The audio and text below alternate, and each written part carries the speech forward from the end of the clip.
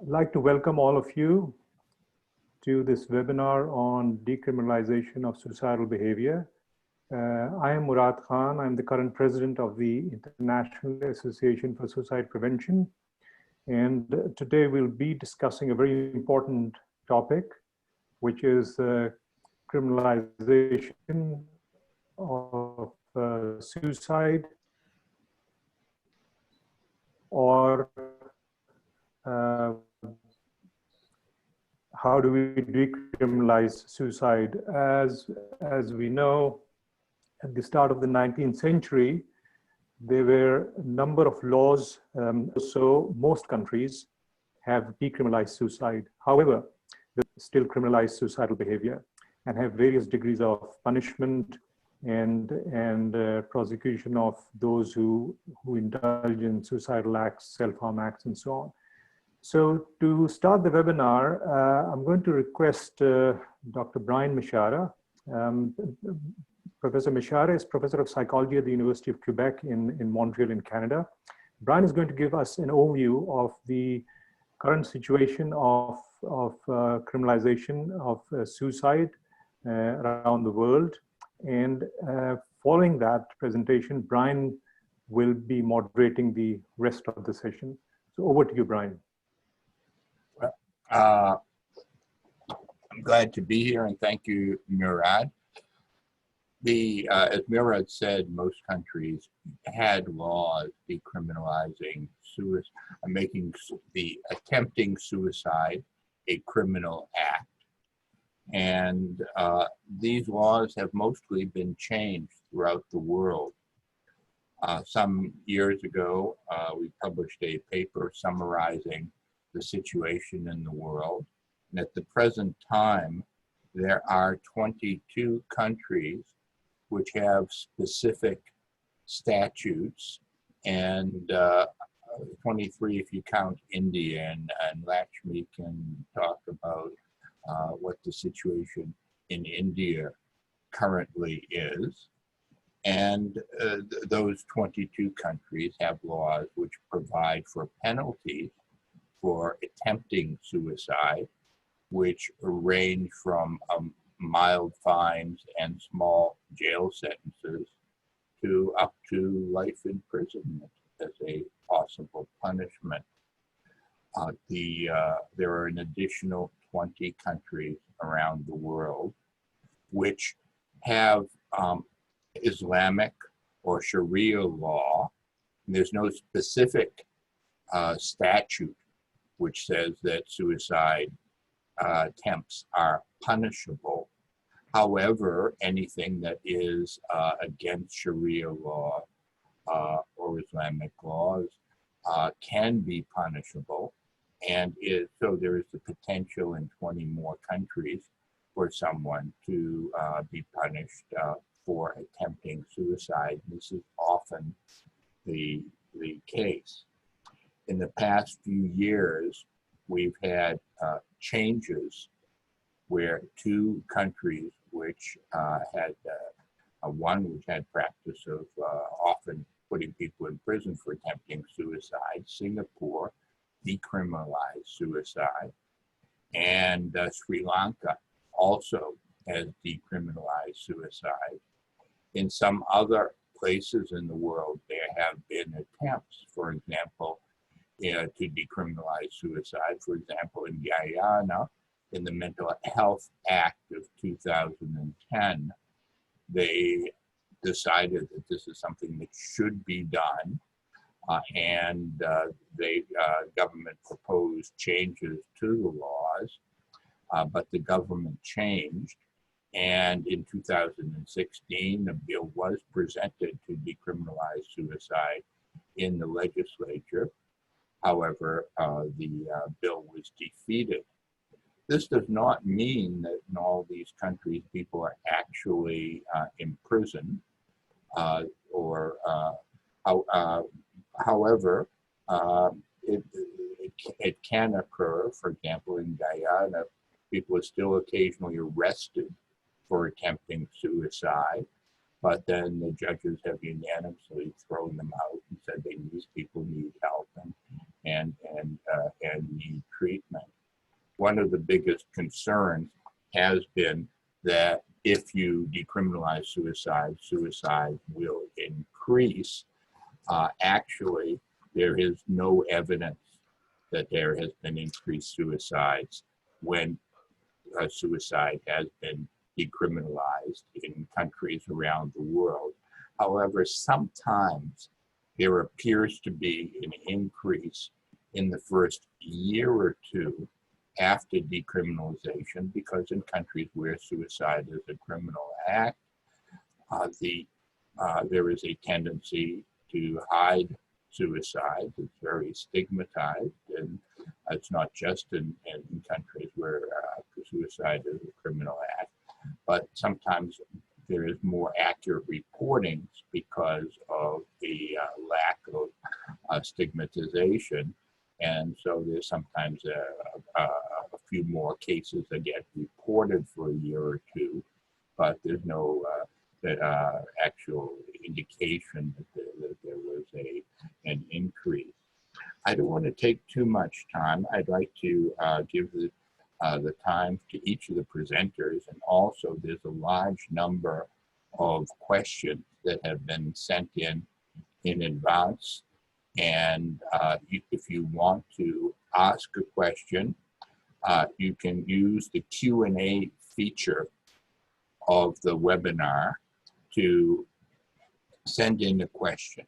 At the end, we will answer as many of the questions as we can, and we will provide a post, and I guess we can contact, if we have contact information from people, we will contact people. If not, we will post on the website a series of answers to some of the questions, the principal questions that we did not have an opportunity to respond to during this webinar.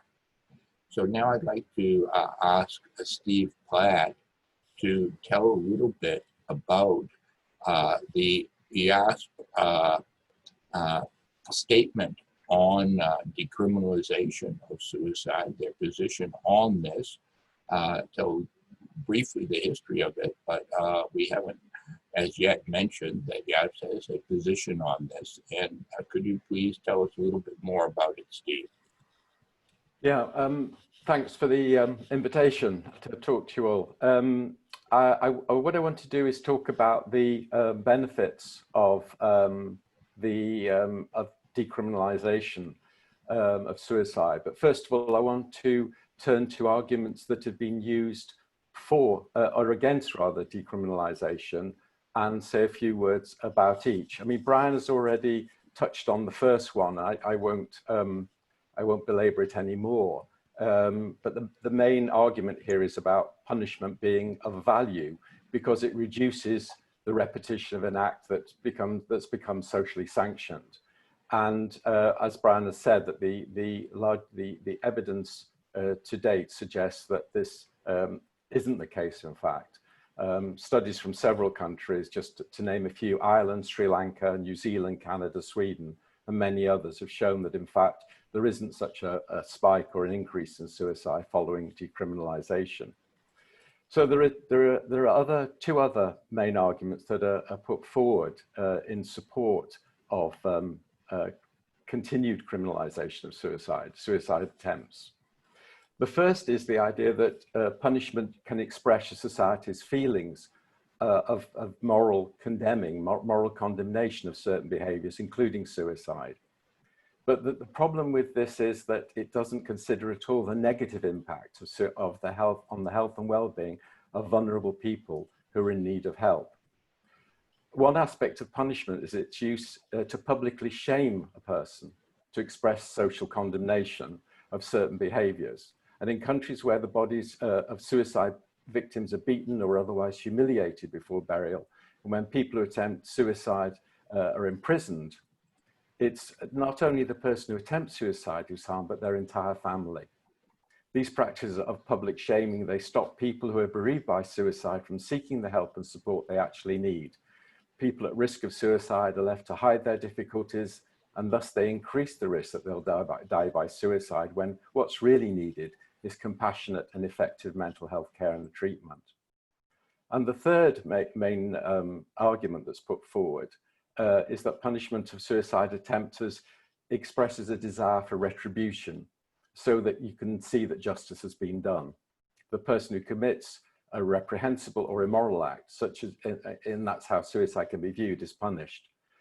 If killing oneself is considered tantamount to murdering another person, then retribution may be thought necessary because of killing oneself. But this assumes that suicide is a kind of rational decision made with due thought and care and attention and consideration. But research shows that certainly in Western countries, the majority of people who attempt suicide generally suffer from one or more mental disorder that compromises their ability to make rational decisions. They're often under the influence of alcohol or drugs that limit their ability to cope with crisis in more functional ways. So decriminalisation of suicide attempts will enhance opportunities for effective suicide prevention and intervention, thereby reducing the incidence of that kind of behaviour. So having got that out of the way, just quickly go through the key benefits that have been highlighted that we want to highlight, YAS wants to highlight in terms of decriminalising suicide attempts. First of all, decriminalisation improves our measurement and understanding of the extent and characteristics of suicidal behaviour. And this in turn makes it easier to put together opportunities for effective suicide prevention and intervention.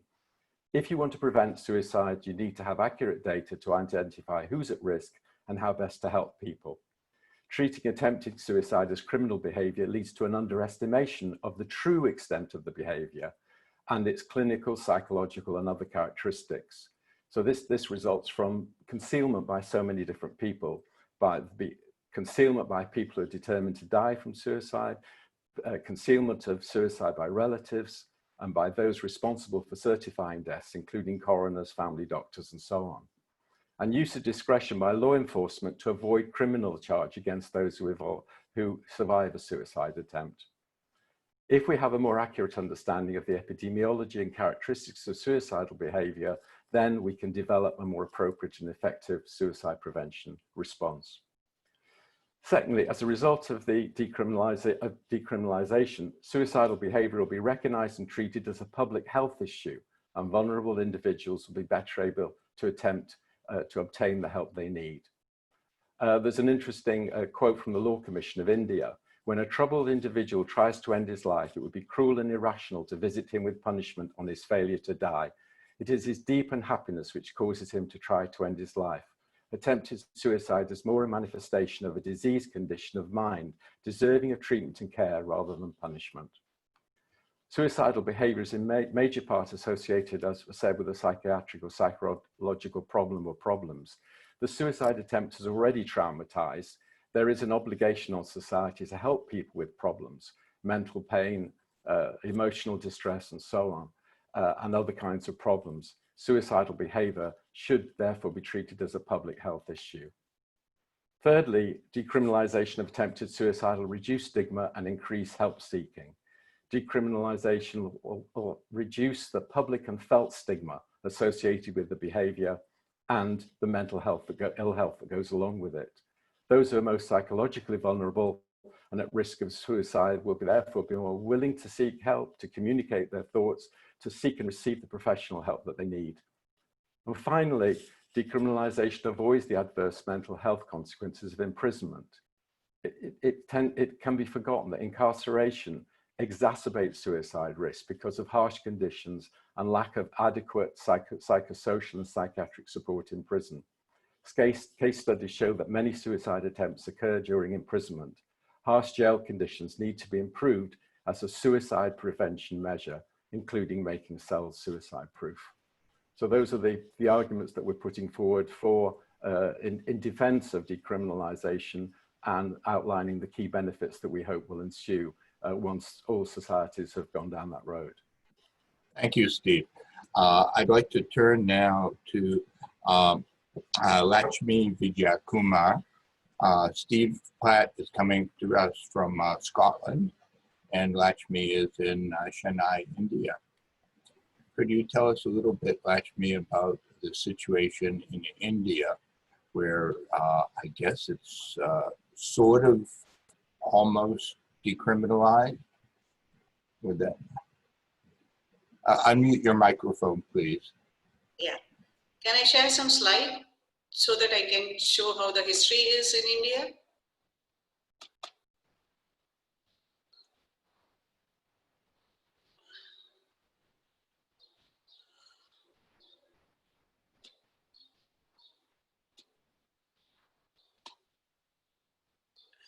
Yeah.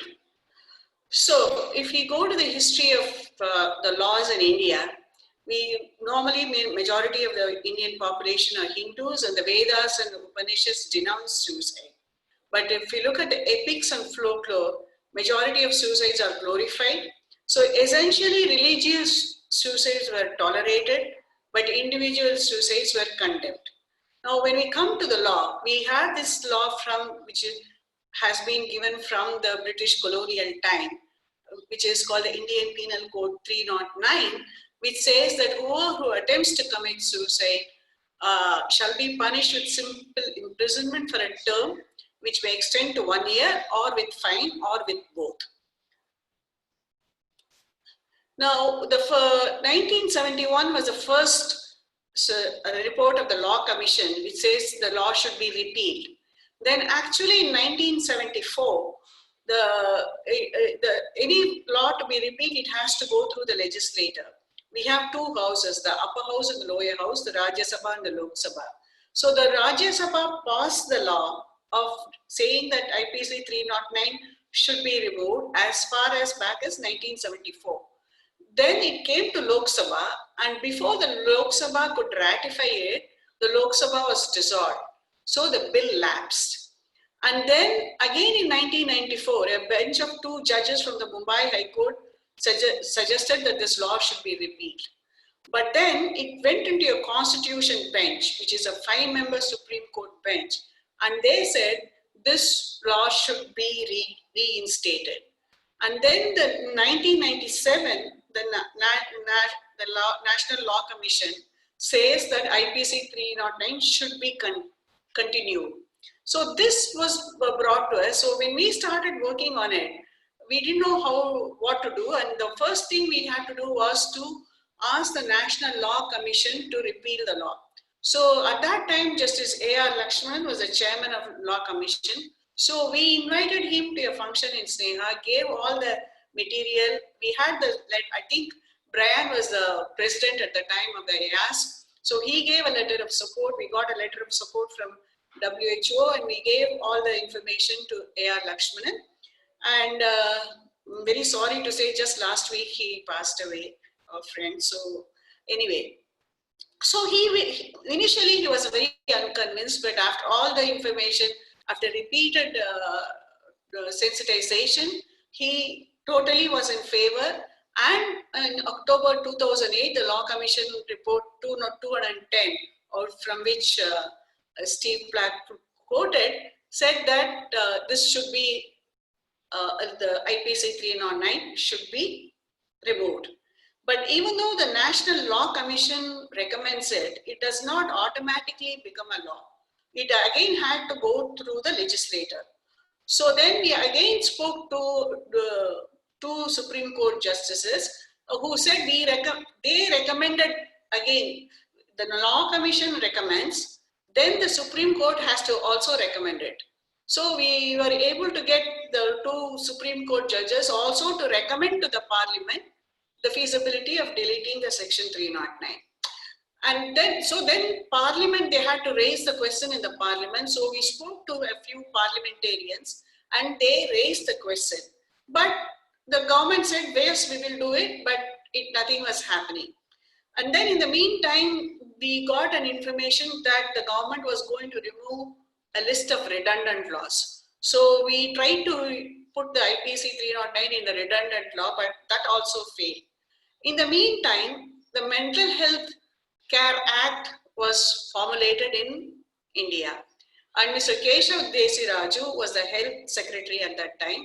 I'm sure some of you would remember seeing him in the Chennai conference. So he was very well disposed to the fact. And so he said, we cannot change the IPC 309 because that is law, but we can give the mental health care bill.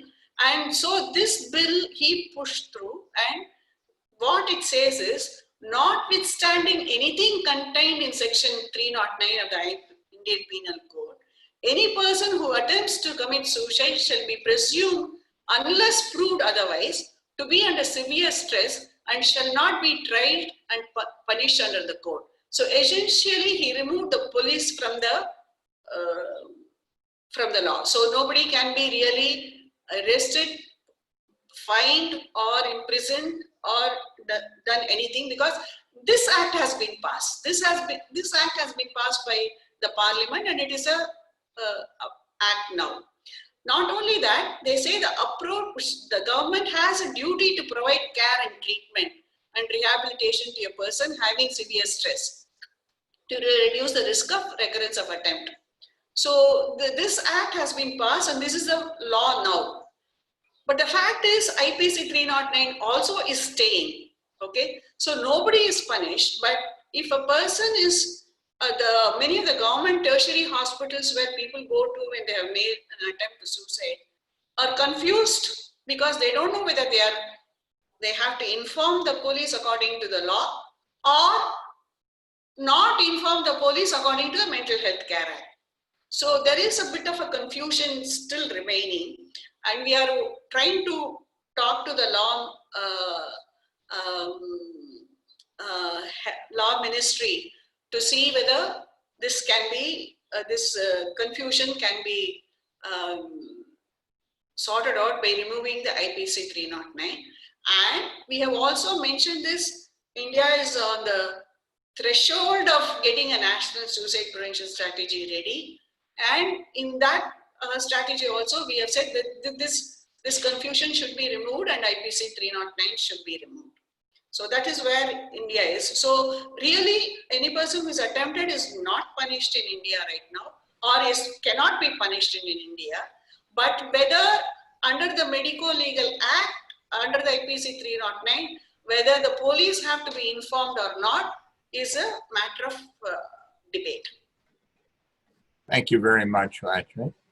I'd like to now ask Murad Khan, current president of the International Association for Suicide Prevention, to tell us a little bit about what's been happening in Pakistan, where there has been some movement to date. Murad. Hi. Yes, it seems that like the pandemic, where some countries are behind the curve, also in Pakistan, we are a little behind the process that has just been described by Lakshmi. So there are many commonalities between what is happening in Pakistan and what has been happening in India. So suicide has been always criminalized in Pakistan up until 2001, when a new Mental Health Act was enacted. The Lunacy Act of 1912 was repealed and a new mental health was enacted. Now, within that Mental Health Act, which was passed by the Parliament in 2003, it says that anyone who attempts suicide shall undergo a psychiatric assessment, and if deemed to suffer from a psychiatric illness, will be given appropriate treatment. So they introduced a kind of a protection to people who attempt suicide or indulge in self-harm act, but it was not decriminalized. In 2017, if I remember correctly, yes, a bill was introduced by Senator Kareem Khwaja, who is, I think, one of the participants in this webinar, to the upper house of Pakistan, that is the Senate. And the Senate, quite surprisingly, passed that. It was then supposed to go to the lower house to be debated and then to be discussed and then passed for it to become a bill. Unfortunately, the assemblies broke up because of the situation in Pakistan, and the election started after that. So the bill lapsed. So currently, at the moment, the suicide is still criminalized in Pakistan under section 325 of the Pakistan Penal Code. And anyone who attempts suicide by law can be charged, can be prosecuted, and the fine can range from a financial penalty, a hefty financial penalty, or a prison term. In practice, as far as we know, very few people are prosecuted. Certainly in cases of suicide, where a completed suicide has taken place, I know that the police are very sympathetic, and they are very, very supportive of the family. However, in cases of self-harm, there is a lot of exploitation, extortion of money, and blackmailing that happens depending on the background of the person and how much influence that person has. And at times it has also been used for political purposes to victimize political opponents. So in practice, it is criminalized, by law it is criminalized. In practice, very few people are prosecuted. However, it does stop many people from seeking psychological help. A lot of people come to the hospitals to seek medical treatment. Some hospitals say they're bound by law to report this case to the police, and then the patient and the families leave against medical advice. It's only the very serious cases then are retained in the hospital. So it does create a lot of problems, and currently, hopefully, the bill will be reintroduced and hopefully it will be passed. There is a very strong religious content to the criminalized bill in Pakistan, or the criminalization of suicide in Pakistan, because in Islam, it is very strongly condemned, suicide. And as a result of that, this has been taken as a crime. And so I think we will have to get the religious scholars and religious ulama on board to look at this and to give their endorsement for the decriminalization. Thank you very much, Murad. I'd like to now turn to Joseph Osafo, who will tell us about the situation currently in Ghana. Hello. Hello, can you hear me? Very well, thank you. All right. So thank you very much for the opportunity. And in the next couple of minutes, I will just give you the state of affairs and how far we have come in the fight to get this law expunged from our law books. So the fight to decriminalize suicide in Ghana began earnestly in 2012, when a group of us, together with a few NGOs, put together a petition to Parliament to consider removing that particular code from the 1960 Criminal Code, Act 29, Section 52, says whoever attempts to commit suicide shall be guilty of misdemeanor. And in fact, in 2012, when we just decided to just go around and see how many courts are actually acting on this, and saw that judges were vigorously incarcerating persons who have, attempted suicide and survived. So then we took the matter up and decided to organize what we call stakeholders conference.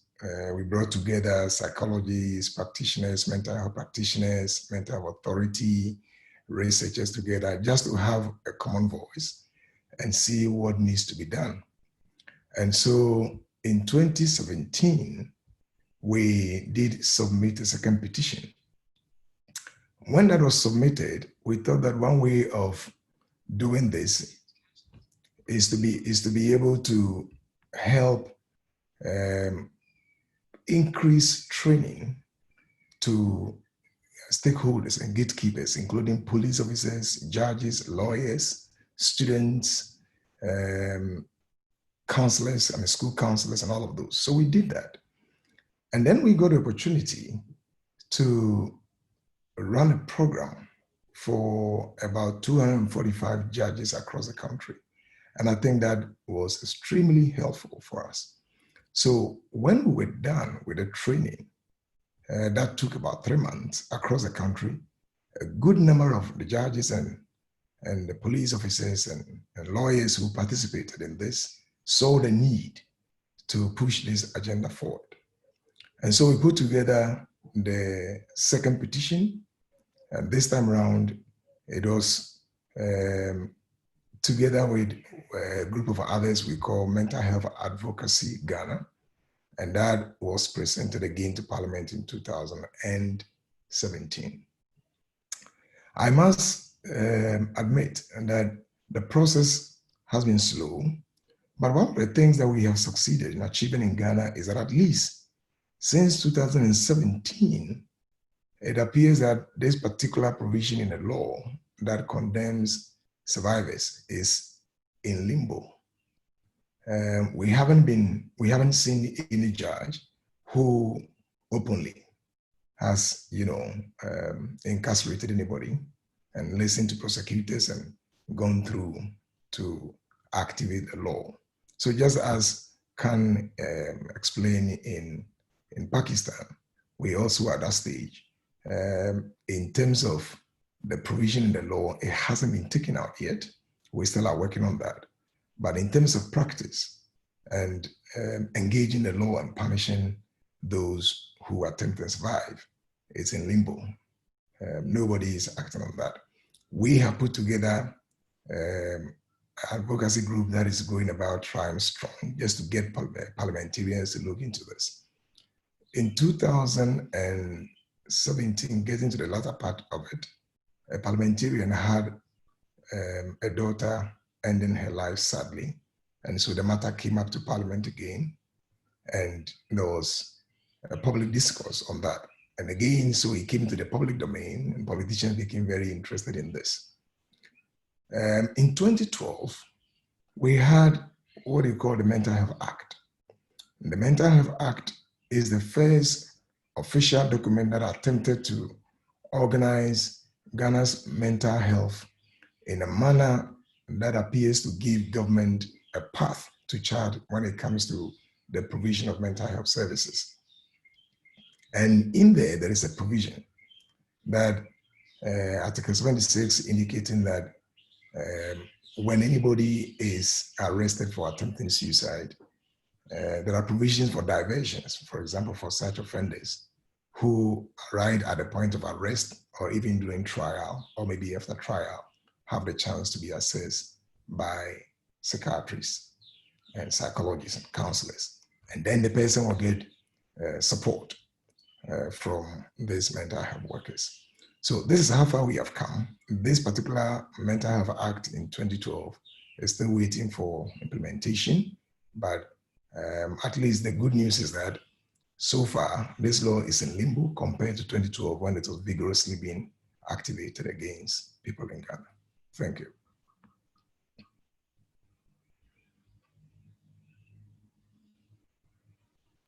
Thank you.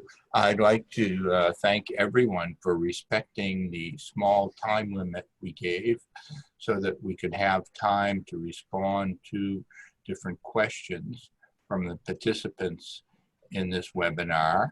And I'd like to ask Wendy Cliff now to please share with us some of those questions. And I'm going to then invite us to each have some comments on those questions. Wendy, do you have some questions for us?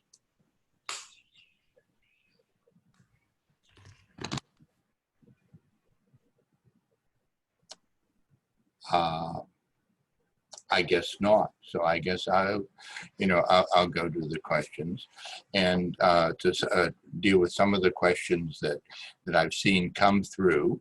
I guess one of the major questions that's come up is, what do I do? What are the main arguments that one could give in a country to convince people, particularly in a country where the religion views suicide and attempting suicide as going against their religion. What are some of the arguments that people could give to try to convince legislature to change current laws which make attempted suicide a criminal act? Maybe we could, you know, we have a number of examples of situations which are in progress. What are the most effective arguments? Maybe I'll start with Lakshmi. You know, in this whole process, what were the most convincing things to get people to change their mind and move on this? And what are the biggest challenges now?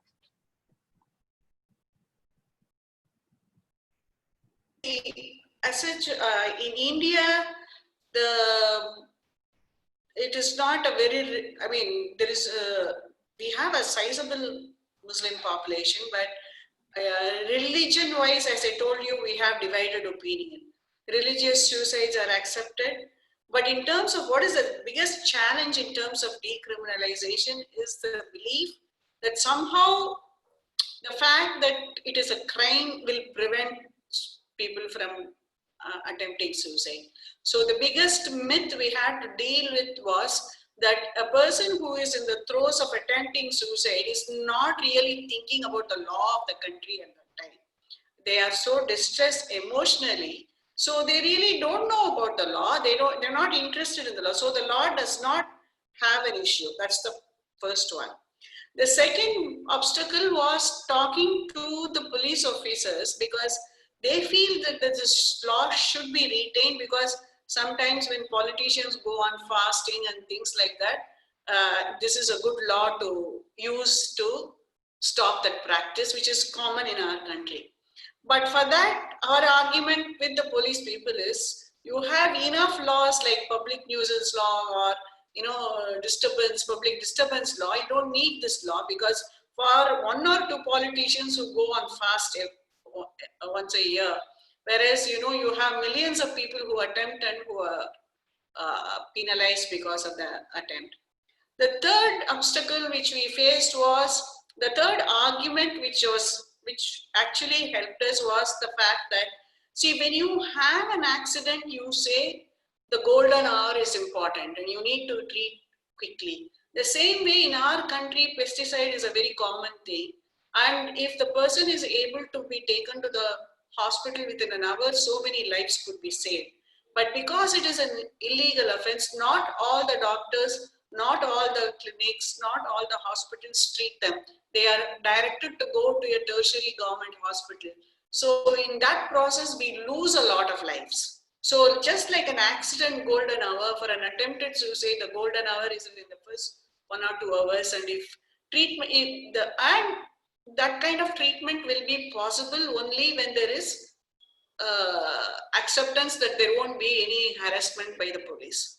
So these are the major arguments which, and of course, the fundamental argument being that a person in distress needs help, not a punishment. Thank you, Lakshmi. Mira, do you have some comments? So what are the arguments? The bill passed unanimously in one house of the legislature. People must have been convinced. What was the thing that convinced people to vote to decriminalize? What are the best arguments? The arguments are, as has been stated here, that people who attempt suicide are in the throes of either a crisis or psychologically distressed or maybe suffering from a psychiatric disorder, and that they need a help and compassion and sympathy and not to be punished. So I think that for some reason was accepted. However, we also have a Sharia law in Pakistan, and the Council of Islamic Ideology gets involved in many of these issues where religion and civil law kind of overlap. So it had not been argued there, and I think that is important. The point that I think we should be looking at is there is condemnation of suicide in Islam, very strong condemnation. However, there is nothing about attempted suicide, because in attempted suicide, the presumption is that the person's intent was there to take his or her own life. And Islam is very, very clear that we cannot understand or we cannot know what the person is thinking at a particular time. Only God that we know that the intent was there to kill oneself. And so what has been done over the years, and I don't think that anyone has challenged that very, very clearly, is that while suicide is condemned, you can't use the same argument and the same law to put it on attempted suicide, because attempted suicide presumes that you know what the intent was. So that's one argument that we have to use. The way to convince the religious lobby in Pakistan, and I think it's very strong there, and controversial issues like this can flare up a lot of sentiments, is really to engage with them and not to have this confrontative area, to engage with them, to talk to them, to look at the softer side of religion, of Islam, that a religion that is supposed to be forgiving, that is supposed to be compassionate, cannot condemn someone in this manner. So while in practice, like I said earlier, people are not prosecuted, people are not charged, people are not fined, it is used to harass people and extort. And maybe if we are able to gather enough evidence what is happening in practice, perhaps, you know, when it's introduced again, hopefully these kind of arguments will be accepted. Thank you, Murad. Joseph, do you have some things to add in terms of what are the arguments which appear to be more convincing or helpful when trying to decriminalize suicide? I think the arguments haven't been too different from what Lashmi and Khan did mention. But one of the things that we did find in Ghana was to, for example, get very close to religious bodies, because we saw in Ghana that at 3 institutional levels, suicidal behaviors were strongly condemned, right at the family level and the community level. For example, among some ethnic groups in Ghana, when you attempt and survive, you could be killed by some community members because they feel that you have socially offended them, their image is dented. We also saw, for example, that among religious groups, religious beliefs became a robust processor of these attitudes, negative attitude towards suicide. People felt that when you attempted, you're going to hell, you didn't, for example, express faith in God.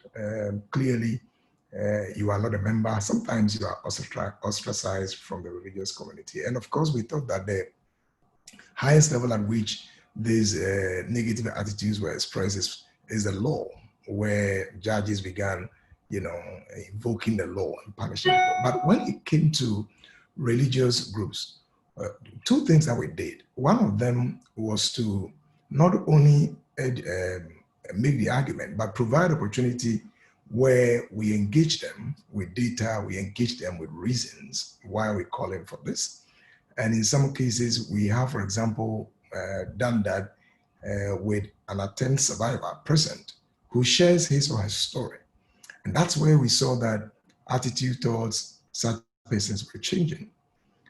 We also began, for example, calling on religious groups, for example. We know religion also provides avenues for, you know, encouraging people to be empathic towards persons who are in trouble. In fact, Ghana is extremely religious by practice, not constitutionally, but by practice.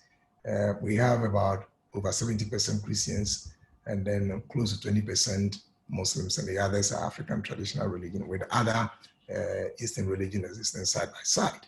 And so what we did was to play on that card that, well, if you say religion is all about love, it's about caring about someone, why can't we care about someone who was going through suicidal crisis, for which reason he wanted to kill himself or herself, but fortuitously survived? Why can't we, for example, provide help and support? And that has actually worked. We have been invited on several occasions to various religious para-organizations and religious organizations to offer training on what to do to persons and for persons who are going through some mental health crisis, including suicidal behaviors. And when the argument was made on the need to support and to care and to empathize, that really has worked for us. And I think that that's where we have enjoyed the most, that various churches and various Islamic communities in Ghana, we keep doing training for them. And this is the message, that we must care for persons in distress. And it appears to be the message. Thank you very much. So one of the key things that I understand from, yeah, Steve, we'll get to you in a second. Okay. I was going to let you have the last word here.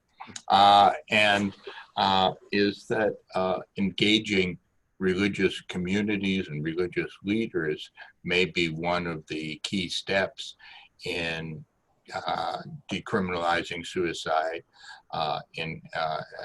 and it's something that can be very productive. We heard some different ways of doing this. I think, you know, there is the argument that criminalizing suicide prevents suicides. We know that that's not the case. People need help and they don't get the help that they need. But I think it's also something a little bit more symbolic. People often feel that having a law against suicide constitutes a moral stand that the government takes in support of important religious values. And taking that moral stand is very important to do, coming out against something like this. This can be viewed in different ways.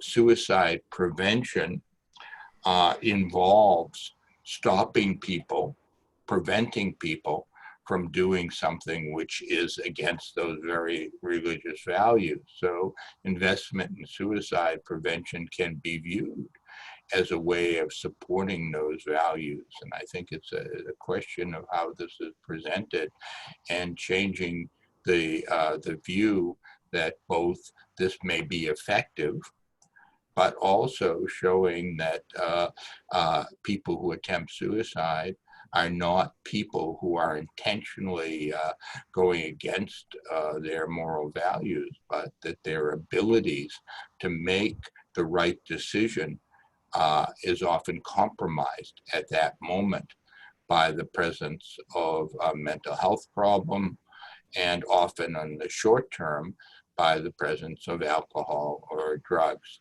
Steve, do you have something to add to these suggestions? The only thing I was thinking, I think it's important to add is the need for some kind of, if you like, situational analysis of the society in which there's these attempts being made to decriminalize suicide, in order to assess where one needs to, with which groups in society one needs to act. So I'm thinking, we probably all agree that it would be a mistake, for instance, to think that it's always the way to go is to go primarily for the legislature, because in many cases, the legislature, sometimes the legislature creates public opinion and leads public opinion. Sometimes it's the reverse, and legislatures need time in order to pick up the changes that are taking place in public opinion about any topic. So the classic one in Britain, which was given, was that the legislature took the lead on the use of seatbelts in cars, particularly in the back of cars, when there was no great public support at the time for this. But by doing so and taking a stand in Parliament, it, as it were, it created the conditions, and the public opinion followed rather than led. But there must be many other situations where situational analysis might suggest it's religious leaders, or it's in the police force, or it's in civil society, where one needs to do advocacy and some persuasion and create, as it were, a movement in order for the legislature then to listen. So that kind of situational analysis, and that might, I think, is really vital, and it wouldn't necessarily be the same kind of analysis in each country. One of the questions concerns the role of the media and the internet in decriminalization. We know nowadays that a lot of public opinion is expressed and influenced by what we see over the internet, and how the journalists are reporting on things. And I'm wondering to what extent that plays an important part in terms of changing the general mentality and convincing people about what is the right thing to do under these circumstances. I'll ask if there's someone who would like to comment on this. I'd like to comment briefly on that because of some experiences we have had in Ghana. So for example, and I like what Steve did mention, because we noticed that if we did approach this from the top down, in other words, if we had just gone to the judiciary, parliamentarians straight away, and then we have put pressure on them and said we wanted this provision in the law expunged, we were going to have to deal with the rest of society, because as I said earlier on, generally suicide is condemned in the sociocultural context of Ghana. So one of the things that we did was to identify key stakeholders who may, for example, be driving this kind of idea and who may support that this law should be kept. And top on this were community leaders. As you know, we have a social arrangement. Our social arrangement in Ghana is very much more communal. So we went to some villages and did a lot of training programs in communities. And we work with attempt survivors, for example, in such communities with their leaders and with their chiefs. And then we progressed and went to address other stakeholders like queen mothers. We have trained queen mothers. We have trained, for example, media personnel, and we have trained police. And I just want to flag the police. It was quite interesting. When we did a training for the police, for example, we realized that the homicide unit in the capital of Ghana was not ready to send any prosecution. I mean, was to just present anybody to the court. And what they were doing was that when they got calls from their various outposts that we have laid our hands on someone who was attempting suicide, they called us at the university and said, we have a case, but given your training, we don't think we should proceed. And that was very interesting.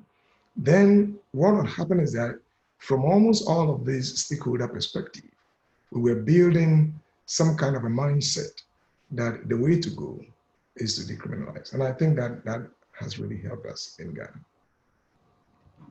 Lakshmi, you wanted to say something? Or did I not read you? No, yes, the media has a huge role in this. And we have conducted many workshops with the media on this. And one of the things which we say is, if you look at in countries where it is still a criminal offense, the media, the people who cover suicides are crime reporters, not health reporters. And that gives a totally different connotation to not only the media reporting, but in the mindset of the media people. So we have been trying to tell the media forces, places that let health reporters report suicide. And they are rather than crime, because then it is a crime reporter who looks at it as a crime. So we were doing a lot of work with the crime reporters of suicide, crime reporters of media houses, on explaining to them how it is not a crime. Even though you're a crime reporter and you're reporting suicide, please report it not as a crime, was the kind of message we were trying to give to people. And as I said, the major of awareness programs, just like Joseph said, was major awareness program we had to conduct was with a lot of police people, judiciary, and not so much with the religious leaders in our thing, but with media. Okay, thank you. Does anyone else have a comment on media? If not, I would like, we only have a few more minutes, but I would like to, end with a general question that we've had, and it's come up in various ways, ranging from why should we prevent suicides at all? Isn't this just an individual choice, and shouldn't we respect people's choice to, people are going to commit suicide no matter what we do. There's also some concern that maybe decriminalization, I think we would all agree with this concern, decriminalization is fine, but you also have to have the necessary help and services available so that people get the help they need, have mental health services and crisis intervention and the necessary social supports in order to no longer be suicidal and effectively prevent suicides. And I think we would all agree with that. Very often, the countries where suicide attempts are a criminal act, are criminalized by law or implicitly by Sharia law in other countries, there is less investment in suicide prevention. And and if you get rid of those laws, there's an important need there. I think we would agree with that. But I'd like us to comment on that last question, which is really why, why prevent suicides, and can we effectively prevent suicides? And I'd like to give everyone an opportunity to have 1 minute or two to respond to that. Can I invite Murad, the President, to tell us why we prevent suicides, and can we prevent suicides? Well, on a lighter note, I think we have to do that because it keeps us in a job. But on a more serious note, I think we have to prevent suicide. And there are arguments, there are moral, ethical arguments about the question.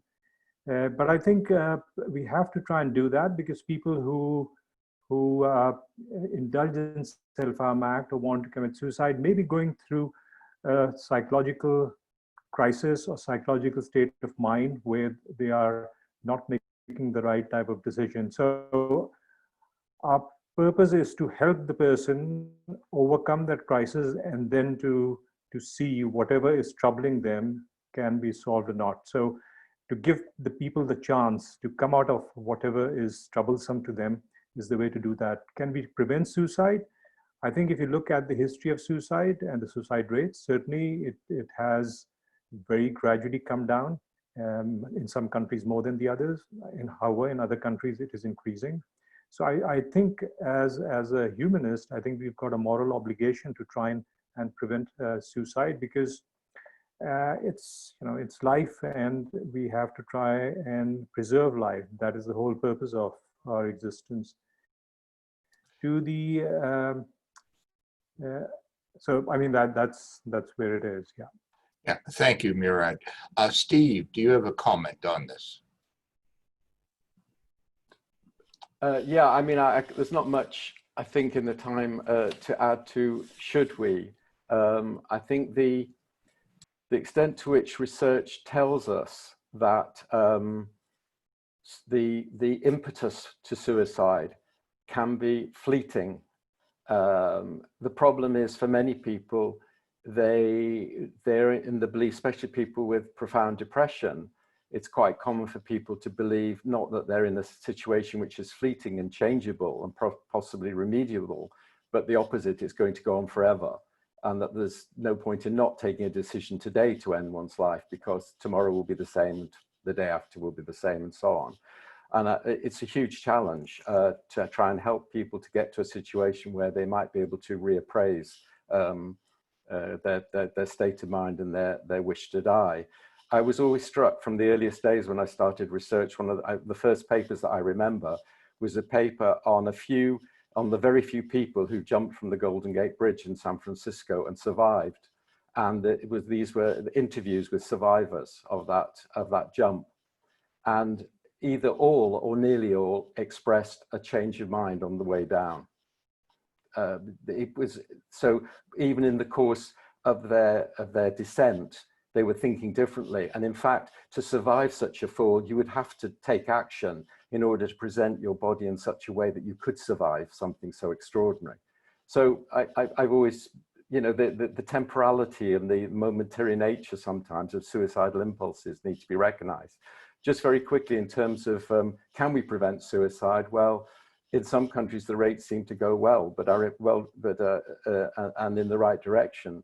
But I know that in the States, despite the huge amounts of work that's been done on suicide prevention, I remember being invited to a meeting a couple of years ago in which really the question being asked in this meeting was, despite all we've done, why is the rate still going up? So sometimes there are still major things, I think, that we need to learn in order to make sure that our prevention efforts are as good as they can be. Yeah, and I think in the United States, you know, one can debate why the rates are going up despite their investments, but this is a unique country in the sense that in the United States, it's the only country in the world now where the major method of suicide is by firearms, and firearm ownership, and it has been going up. And obviously, you know, it seems logical that if you're in a horrible crisis, if you have a means to kill yourself, a gun just right there with you, particularly if you've been drinking and are under the influence of some drugs, there's much more danger and risk. But I'd like to ask Joseph, do you have some comments on why prevent suicide and if we can prevent suicides? Thank you, Brian.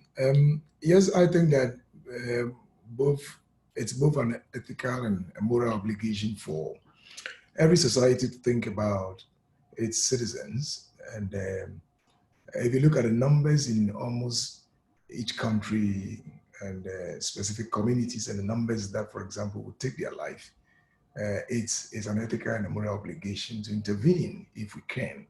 And especially when we know that the willingness to intervene is sometimes impeded by very poor, you know, attitudes and ignorance. I mean, if we can, for example, address that, then it's important for us to intervene. And I think that, yes, we can, because once again, we have seen in this part of the world, and we've read also in the literature, that just educating and providing people some level of knowledge and what they should know has, for example, affected their willingness to provide help, and also has affected their readiness to approach persons who are going through crisis. And I think that that clearly articulates that fact that we can intervene. From where I said as a clinician, even on my own level, persons in crisis who have approached me and who have been suicidal that we have worked with have survived and they are doing well. So that is possible. I mean, we may not be able, for example, to prevent everyone, but to a greater extent, a good number of persons who are going through such crisis can be helped to go through life and be functional. And I think that that can be done, even demonstrated. So it's a moral obligation for all of us and governments to take that seriously. Thanks. Thank you very much. Lakshmi, do you have a comment on if we can prevent suicides and why we should prevent suicides?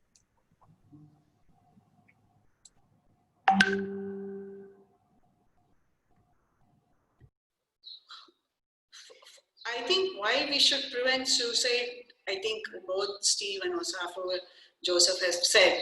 The fact is, I'm sure all the people who we are working with will know that most of them really don't want to die. They just cannot go on living like this. So they see suicide as a solution. And if we are able to show them that there are other solutions, most of them really don't want to die by suicide, majority of them. As I said, most of the time it is preventable. And if we, that's number one. Number two is the fact that why we should intervene in a person who wants to die by suicide is the very nature of suicide. The fact that it is impulsive, the fact that they communicate, that the fact that they are ambivalent shows that it is, as Steve said, it's a temporal situation. So if at that temporal situation changes, anything which changes, we know for a fact that even something very small can change a person from suicide to life. So the fact that we need to intervene, we need to prevent suicide is, A, we have evidence-based strategies to prevent suicide. Two, most of them who are thinking of or attempting suicide are not sure they want to die. And the third thing is, I think it is the most, what should I say? As a human being, we have to be there to help another person through the emotional crisis and make them feel less alone and more willing to live. I think it's a part of our humanity also. Thank you very much. I would just like to reiterate a few of the things that have been said. You know, usually people look at suicide when they're thinking we should keep this criminal act as if it's a rational decision or it's a decision people intentionally make. And I think it's very clear for people who work in suicide prevention that even though theoretically there's this sort of logical, rational suicide that philosophers could try to justify, the people who attempt suicide and who die by suicide have their ability to be rational, compromised by their stresses in this situation, mental health problems, mental illness, alcohol, and drugs. So they're not being rational about this. What we really mean when we say it's rational is it makes sense to me, but usually you don't have access to all the information. I also don't believe that rational decisions are the norm for human beings. You know, when we think of what are the most important decisions we make in life, it's not, you know, who we marry.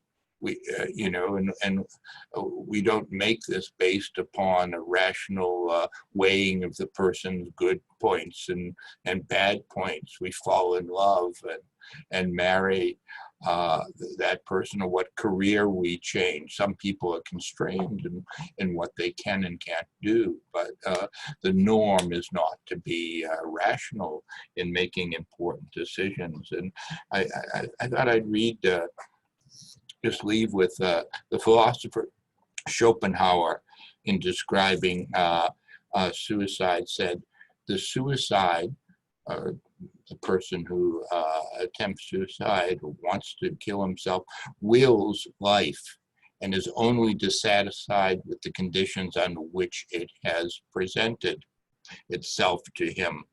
He therefore by no means surrenders the will to live, but only life itself. And I think that that's one of the messages that has come out of this last discussion, that it is possible to change the conditions, including help people with their mental health problems and dealing with coping with crisis situations. And people work in suicide prevention have all had the experience that even situations which appear logically or are presented in a way which seem like they're hopeless, generally one is able to prevent those suicides. And that's one of the reasons we continue to work in this area, because we get experiences of successfully preventing suicides. Our time is up now. We will try to post responses to the questions we were not able to answer as part of this webinar. I encourage everyone to participate in activities on World Suicide Prevention Day, September 10th of each year, and to visit the International Association for Suicide Prevention website, and where you'll find information on suicide prevention. You'll find the International Association's statement in favor of decriminalizing suicide, which summarizes some of the arguments then and rationale that we have discussed today. Do you have a final word, Murad?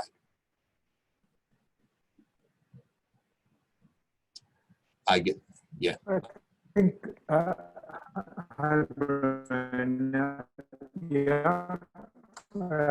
well, just wanted to thank everyone for participating. When I last counted, there were more than almost 40 countries in North America. So I hope it's been a useful discussion and would stimulate more debate and discussion, particularly in countries where suicide is still criminalized, as it is in my country, Pakistan. And like Brian said, we look forward to all of you participating in the World Suicide Prevention Day activities. So thank you very much. Thank you. Bye-bye.